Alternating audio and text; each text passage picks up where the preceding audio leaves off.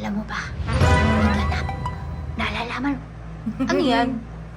Saka kumuha namang makapal na lipstick na yan. Ang dami kasing makakapal ang mukha. Ano ba? Dahan-dahan ka naman. Sa Bagay na kapal. bagay itong lip tint ko. Kapal ah. Kapal talaga. Kakaloka. Parang Iganon mo nga yung bunganga mo. Sige, iganon mo yung pagsasalita mo. nakakaloka, videographer. O, tapos, nakakaloka. Ang sakit pala sa panga. Today sa Berber Happy Day. Sa lahat ng mga bagong pasok sa channel to, please don't forget to click the subscribe button at tiny bell para lagi ko updated sa lahat ng mga inepa lang namin ni videographer. Oh, today is a very revealing day. Nakakaloka. Na-reveal na ba? Kasi nung pinanood ko talaga yung Senate hearing, videographer, mga kabatang helmet, tama naman yung pagsagot dun sa tanong eh. Pero may rebat agad. Nakakaloka talaga. Sa mga hindi nakapanood or dun sa mga hindi tinapos na lang habangan ng Senate hearing, ito naman yung sa tanong ni Senrisa about sa mataas na opisyal na naglabid nga daw, videographer. Ito naman sinagot ni Pagcor. So sa mga hindi pa nakakaalam dyan, ito panoorin nyo.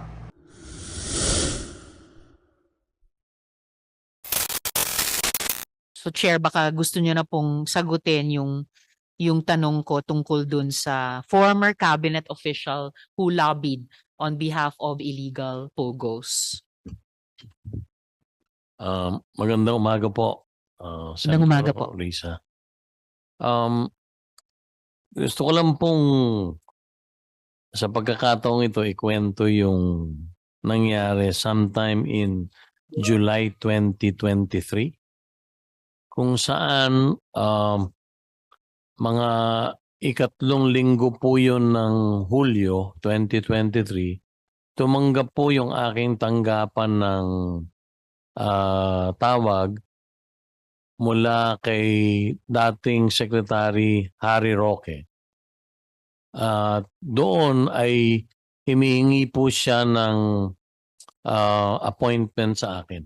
Gusto ko lang pong sa pagkakataong ito ikwento yung nangyari sometime in July 2023 kung saan mga ikatlong linggo po yun ng Hulyo 2023, tumanggap po yung aking tanggapan ng tawag mula kay dating Secretary Harry Roque.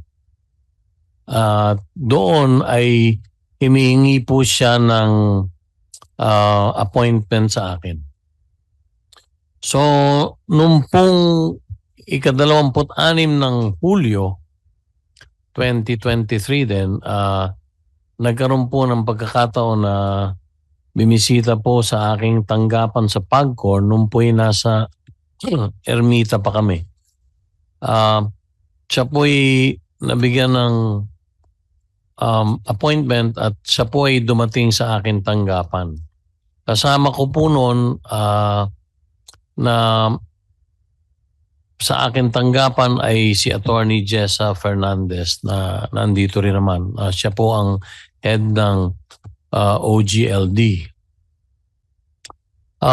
Dumating po si dating Secretary Harry Roque kasama po ang isang babae at ipinakilala po niya sa amin ni Attorney Jessa. Ang babaeng yun ay si Cassandra Leong.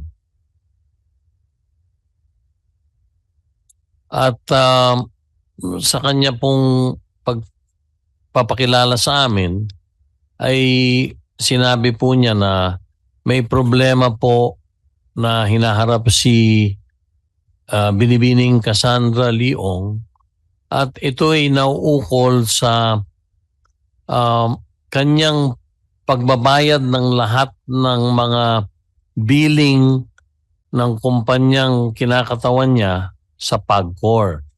So, tinanong ko po si Binibining Cassandra Ong kung ano ba yung problema. At ang sabi po niya, siya daw po ay nagtiwala sa kanilang authorized representative na nagngangalang Mr. Dennis Cunanan. At yun daw po 6 na buwan na dapat ibinabayad nilang mga buwis sa PAGCOR ay binibigay niya kay Ginoong Kunanan para ibayad sa PAGCOR. At bukod daw po doon sa mga buwan ng mga dapat bayaran sa PAGCOR, ang sabi po ni Binibining Cassandra Ong ay may sinisingil pa raw ng mga additional fees na fines and penalties si Ginoong Dennis Cunanan sa kay Cassandra. So ang kwento po niya, buwanan po ibinibigay niya yung pera kay Ginoong Dennis Cunanan at pinaniniwalaan niya na yun ay ibinabayad sa PAGCOR. Kaya nagulat daw sila nang magpadala po ng sulat ang tanggapan ni Attorney Jessa Fernandez sa kanila na nagsasabing meron silang arrears na 6 na buwan. Himigit kumulang po yun sa 500,000 dolyares, US dollars. So, sabi ni Cassandra, sa aking naalala, Chairman, ang totoo po, habang tayo'y nag-uusap, meron na pong nagbabayad sa Land Bank of the Philippines sa account ng PAGCOR para po yung arrears na himigit kumulang sa 500,000 dolyares, US dollars, ay mabawasan. So sabi ko sa kanya, bakit ka nagtiwala kay Ginoong Dennis Cunanan at hindi ka na lang nagbabayad ng diretsyo sa Land Bank of the Philippines account ng PAGCOR? Ang sabi po niya ay si Ginoong Cunanan ay pinagtitiwalaan niya sapagkat siya ang nag-facilitate nung lisensya nung kumpanyang kinakatawan niya at ganoon din siya ang official na kinatawan ng kumpanyang yon na nakaregister sa PAGCOR. So, sabi ko po sa kanya, ano po bang inyong pakay dito? Unay, nakikiusap sila na kung maaari mabigyan sila ng pagkakataong mabayaran yung arrears. At inulit ko, sinabi niya, habang kami nagpupulong noon, meron na raw nagbabayad sa Land Bank ng portion lamang ng 500,000 dolyares.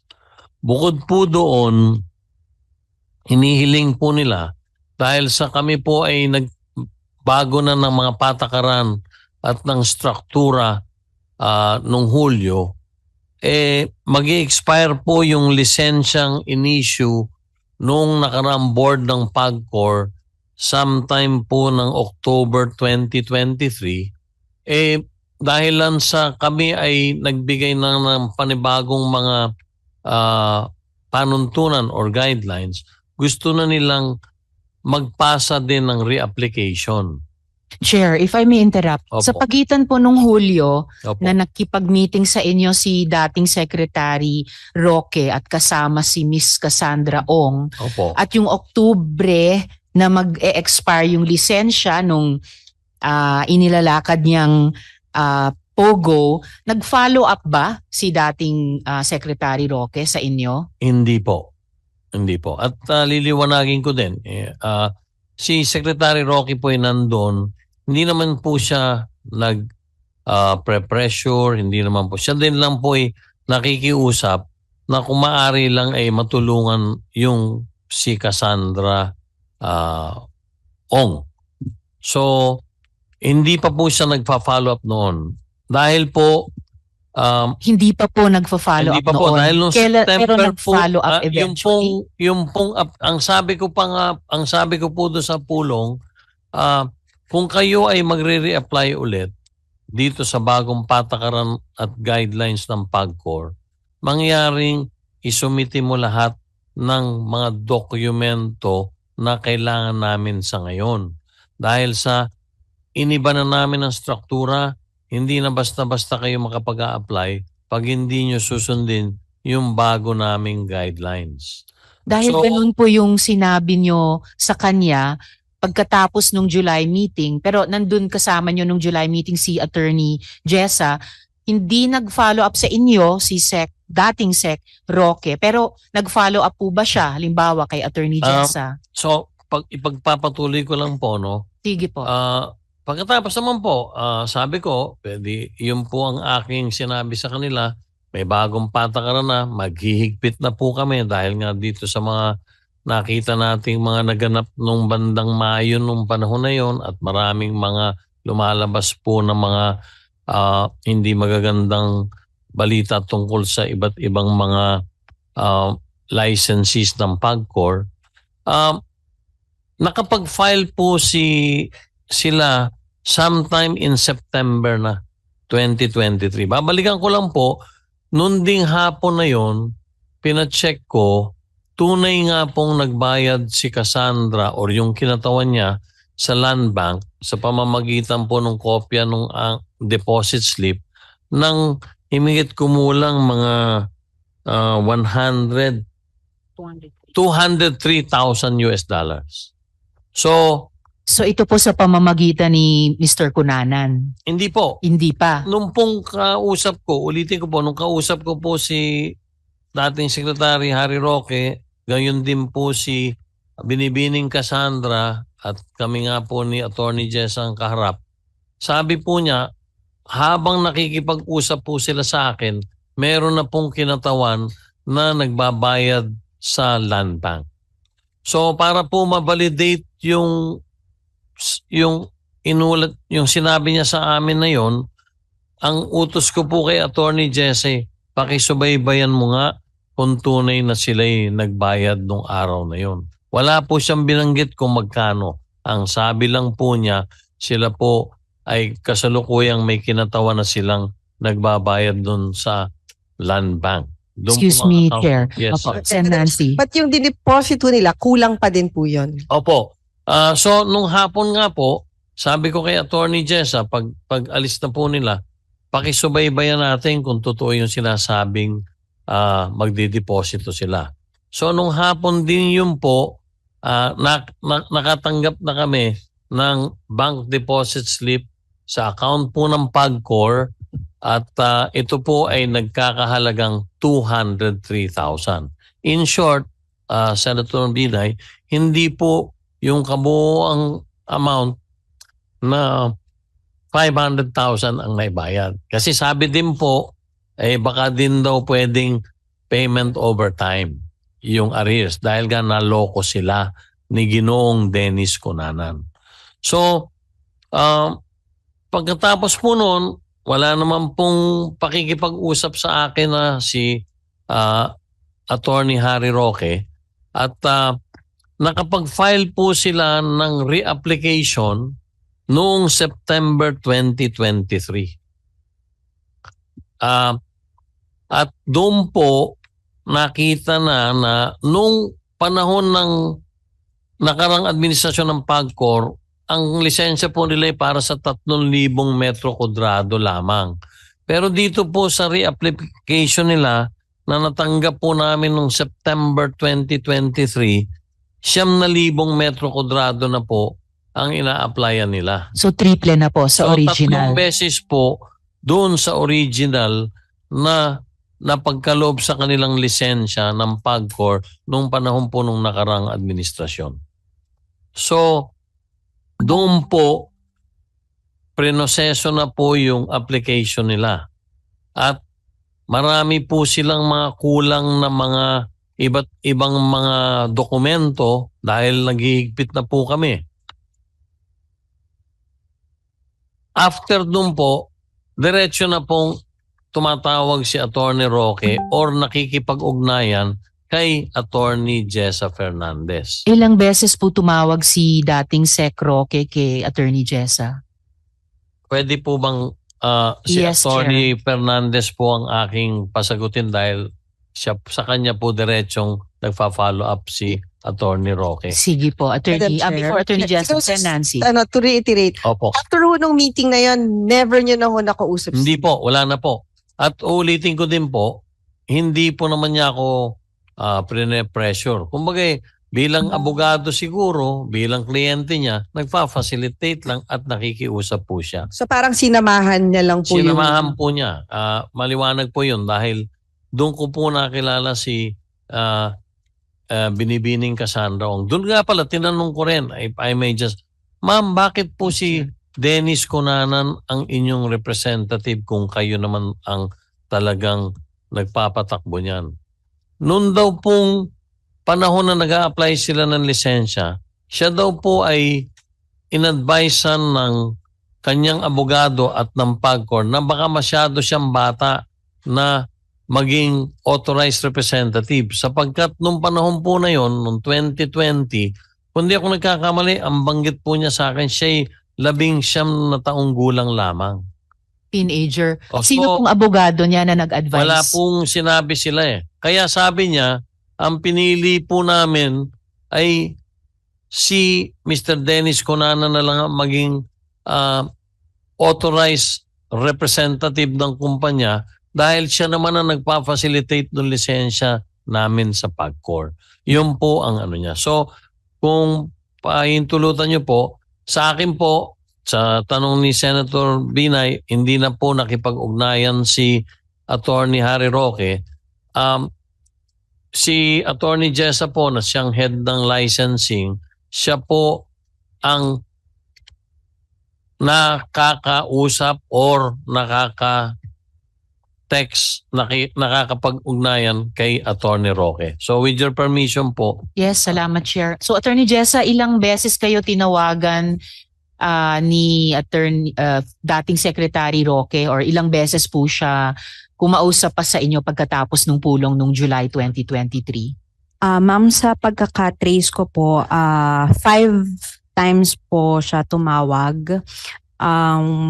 Nagtatanong lang naman po siya kung ano po yung mga lacking documents na kailangan pang i-comply. Then sinendan ko po siya ng listahan kung ano pa po yung kailangan nilang i-comply at nag-reply po siya doon ng salamat. And then isang beses din po message po siya na ini-inform lang po ako na nag-retain po sila ng lawyer for the AMLAC filing at it will be filed in 3 weeks latest. Thanks and FYI. Then, 2 beses po na tawag niya, hindi ko po nasagot dahil po meron po akong meeting.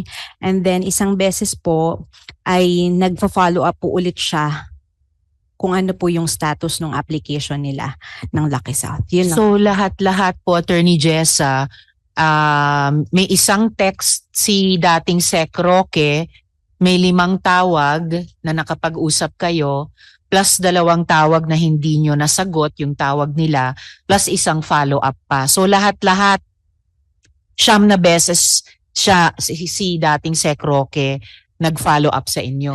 6 lang po, ma'am. Bali, 6. tatlong nasagot, 2 hindi po nasagot. And then, nung May 14, 2024 po, in-inform ko po siya ng decision po namin na i-deny yung application ng Lucky South because nakakita na po talaga kami ng reason para po hindi na po talaga sila bigyan ng lisensya at that time. Salamat po. So, 6 in total yung pag-follow up niya. Kami pa rin. Usually, 3. Ano na yun par for the course na. Pero doble pa doon, 6. So, Attorney Jessa, so ito po, na-load na po namin yung itong slide na ito. Ito po yung naka-flash ay official attachment sa application ng Lucky South 99. Tama po ba? Ito po yung attachment dun sa original application nila. Tama po, ma'am. Salamat. And nakikita po natin dito mga 3 level sa ilalim ng presidenteng si Julian Linsangan III. May kahon dito na ang legal nila ay si Attorney Harry Roque. Yes, Sorry, before you answer gusto ko lang Attorney tanong, Jessa, so Nancy. inform nyo through text, may sagot ba? Through phone call po yun. Ang sabi niya lang po, ganun ba, i-inform ko na lang po yung principals po niya. Okay. So and then walang face-to-face meeting. And on record, wala namang hindi siya nagsabi na dapat bigyan nyo ng permit, walang ganung demand. As for me, ma'am, wala po talaga. Lagi lang po siyang please or thank you, ganun lang naman po. Sa akin din po, Yes, ganun, Chair Senator Tenko. Binay. Hindi po siya naman namimwersa. Nakikiusap po siya. At very light po naman ang mga conversation namin. Sabi nga niya, uulitin ko, sinamahan ko ito at aggrieved party daw nga. So wala akong scenario na ng braso siya. Wala po. Liniliwanag ko po yun sa harapang ito. Okay. Thank you, Madam Chair. Salamat din po, ma'am. Thank Chair, you, Sen if I may. Nancy. Salamat, Chair. Yes, Sen Jinggoy. So, si Attorney Roque, ginagampanan lang niya yung trabaho niya bilang abogado. O diba, Bichugapur, mga kabatang helmet, tama naman yung, malinaw naman at tama naman yung dinig ko sa sinabi nung tiga-Pagcor. Oo. Kung sino nga daw tong opisyal, dating opisyal na pumunta nga daw doon at may kasama pa. Dahan-dahan naman yung sagot, di ba? Kaya nga, diba? Napapaisip lang ako, mga kabatang helmet. Napapaisip din ba sila? Sana napapaisip din kayo. Pero kasi diba, parang talagang mabenta ang pangalan ni Mr. Harry Roque, no? Yes! Bentang benta. Pag wala doon sa mga dokumento na nakita sa PORAC, no? Yung pogo doon sa PORAC, Pampanga. Oh, na the nakita travel body? Yes, with the travel body. Nakita doon yung mga dokumentong may perma siya. Eto na, ano na naman, nabanggit na naman yung pangalan niya, Video Kapar. Pero sabi ko nga sa inyo, mga guys, merong ribat na agad. Eto, panoorin nyo. Magandang araw po sa inyong lahat, ha. Lilinawin ko lang po yung sa tingin ko ay mga maling mga balita na nababasa natin ngayon sa internet. Unang-una po sa pagdinig ng Senado kanina tungkol dito sa Pogo sa PORAC, wala pong sinabi si Chairman Tenco na ako daw ay naglabi para sa isang illegal na Pogo. Ang sinabi po niya, ako po ay nakipagpulong sa kanya noong July para po humingi ng rescheduling of payment doon sa mga dapat bayaran ng Lucky Star 99 sa Pagcor. Ang dahilan ay dahil itong si Miss Cassie Ong na sinamahan ko, nakakilala ko pong empleyado ng Whirlwind Corporation, isang service provider at yung nagpapaupa sa Lucky South 99, ay nabiktima ang Lucky South ng estafa. Yung pera na ibinigay sa kanilang representante sa Pagcor, di umano, no, na si Dennis Cunanan, ay hindi pala nakarating sa Pagcor. Kaya nagkaroon sila ng isang sulat galing sa Pagcor na naniningil ng mga pagkakautang. So yan po naman ay inamin ni Chairman Tenco at ni Attorney Jeza Fernandez. Wala pong napag-usapan tungkol sa lisensya kasi ang binanggit nga po ni Chairman Tenco doon ay kakalabas lang ng kanilang bagong guidelines para sa internet gaming.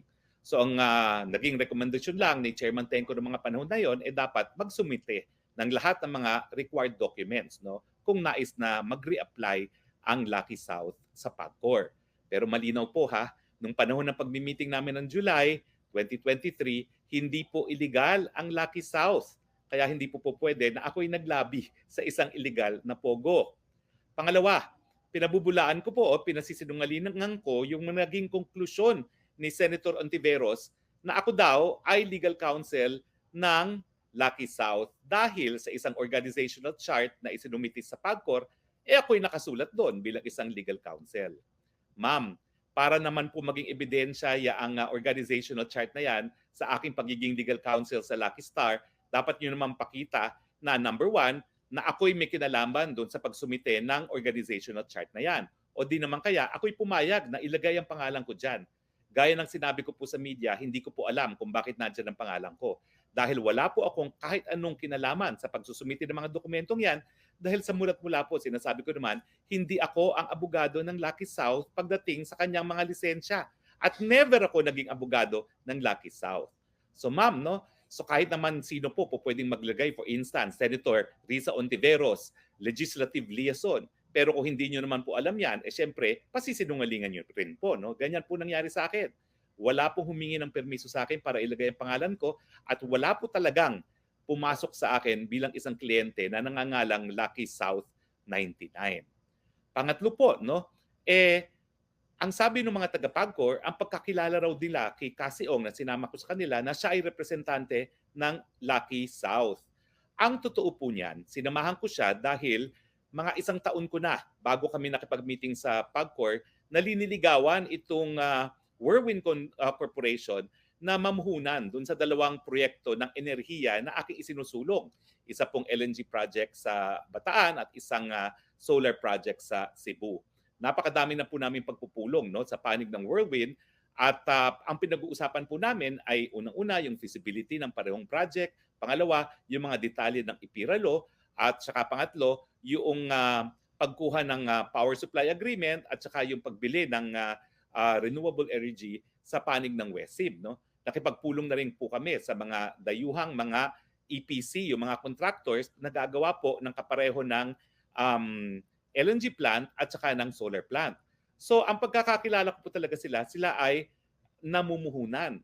At nung bandang Hulyo nga, ay sinabi nila na may problema yung umuupa sa kanila. Doon ko lang po nalaman na meron din silang paupahan na pogo. So anyway, ako naman po wala akong problema dyan dahil nung ako'y tagapagsalita, alam ko naman po kung ano ang negosyo ng mga tinatawag na service provider. Dahil nung kami po ay nagkaroon ng desisyon na buksan ng mga pogo sa panahon ng quarantine, ang mga nakapag-ugnayan ko ay mga service providers. Sila talagang gumagawa ng lahat para dun sa mga operators ng pogo. So ang pagkakaintindi ko po talaga, si Miss Cassie Ong ay doon sa Whirlwind na service provider. Now, napakadali ko pong sabihin na, oo, kliyente ko ang Lucky South at ako'y ginagawa ko ay hanap buhay lang. Pero sa totoo lang po, bago kasi magkaroon ng attorney-client relationship, at ito po'y tinatawag na the highest fiduciary relationship, yung pinakamataas na pagkakatiwala. Sa totoo lang po, walang kahit anong komunikasyon na sinabi ang isang kliyente sa abogado na kahit sino ay po pwedeng magsabi kung walang pagpayag ang kliyente. Ganyan pong kasagrado ang relasyon ng attorney-client relationship. So kung talagang totoong abogado po si Lucky South, bakit hindi ko aaminin? Pero ang totoo nga po, because it is a highly fiduciary relationship, hindi ko po pwedeng aminin ang wala naman pong relasyon sa panig namin at ng Lucky South. So sana po ito'y nagbigay linaw po ha. Unang-una, hindi po ako naglabi sa illegal na pogo. Dahil yung mga panahon ng pinunta ko po, hindi naman po lisensya ang linalakad ko, rescheduling of payment, sa panig po ng isang kumpanya na sineserbisyuhan nung kilala kong kumpanya na Whirlwind, na legal nung mga panahon na yon. Legal po sila nung July. Pangalawa po, naku po, sinasabi ko po bilang isang ahente ng hukuman na ni minsan po, hindi ko naging kliyente nga itong Lucky South, at kung naging kliyente ko po yan, bakit ko itatanggi? Wala naman pong responsibilidad ng isang abogado kung wala naman pong maling ginawa ang isang abogado kung hindi ang trabaho lang niya bilang isang abogado. Sana po ito ay nagbigay ng linaw at sana po nalinawan kayo na hindi naman po pwede na isang papel na wala naman akong kinalaman ay magpuprueba ng isang bagay na nakasaad dun sa papel na yun. Maraming salamat po at maraming salamat din po sa inyong pagtitiwala sa mga nakalipas na 34 taon na ako po yung naging isang abogado. Magandang araw po sa inyong lahat. O diba mga kabatang helmet? Sabi nga ni Mr. Harry Roque, hindi naman daw sinabi nung PAGCOR na siya daw yung labid o nag-ano doon, pumunta lang daw siyang. Diba? Oo nga. Tsaka, ba't napunta nga naman yung pangalan niya doon sa... Doon sa organizational chart ba yan? Ba't Na napunta wala doon? naman daw siyang kinalaman. Ako naman, mga kabatang helmet, talaga, hindi ka na-inform? Kasi diba ako, videographer, kunwari, ilalagay yung pangalan ko, yung pagbumuka ako sa isang diba, yung iba naman talaga nag-i-inform. Yes, at tsaka proud ka dapat. Oo, proud ako dapat. Kasi pangalan ko Kasali yun, ka diba? doon, Mukha ko yun. Oo. Pero ito ba't parang itinatanggi yata? Ba't kaya? Sabi din niya, no, videographer, na hindi naman daw siya connected sa mga laki-laki na yan. Hindi daw siya connected. Maniwala lang ka naman kasi. Ano ba yung question mo? Hindi nga daw siya connected doon. Hindi nga yung pangalan niya, nakalagay nga doon, diba, legal. Tsaka ba't ganito ba tayo magsalita ngayon? Hindi ko rin alam, mga guys! Diyos ko, ano mga pa-isplooks ngayon, no? Ang mga revelation, nakakaloka talaga. Masa kasi, no, ayaw tumigil ng mga box natin. Oo, Diyos ko! Ano ba? Woohoo! Pero nakakaloka, ha? May na-chika pa ako, videographer! Ano mo, Day?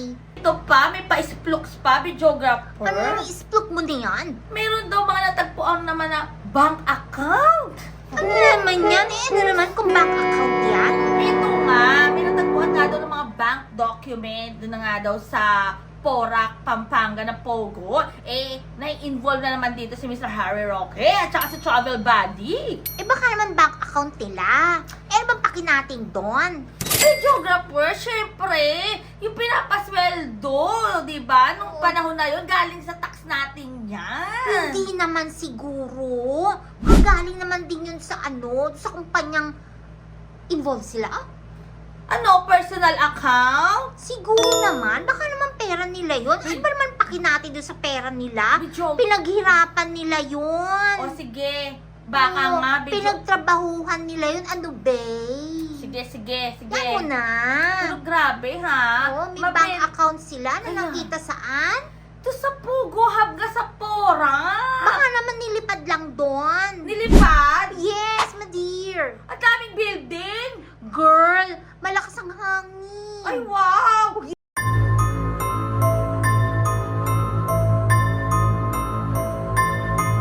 Pero grabe mga bata helmet. I-comment down below nyo nga dyan kung ano yung masasabi nyo hinggil naman dito. Dahil parang mabenta yata talaga ang pangalan ni Mr. Harry Roque.